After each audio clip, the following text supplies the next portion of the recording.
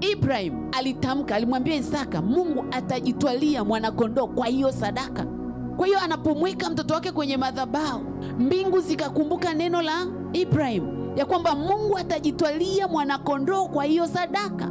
Kwa hiyo mbingu zenyewe zikaleta sadaka. Kuna watu mnasemeshwa toa sadaka fulani kwa ajili ya let's say ni huduma fulani, au kwa ajili ya mjane fulani, au yatima fulani, au mtumishi fulani. Unaambiwa toa, tena unaambiwa toa kiwango kikubwa kwa ajili ya kazi fulani ya Bwana. Unasema mimi sina hiyo hela. Rama seka. Imani inakutaka uanze kutamka kama Ibrahim ya kwamba Bwana atajitwalia mwanakondoo kwa hiyo sadaka.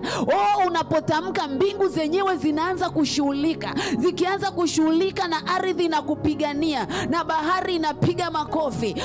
Unashangaa umeipata hiyo sadaka, umeitoa. Na sadaka the moment unapoitoa, ubaki kama ulivyo.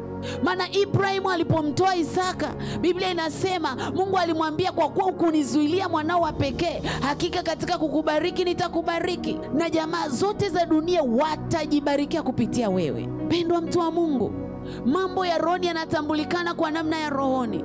Unasikia nini? Unasema nini? Unamsikiliza nani? Unawasikiliza kina nani kwa siku?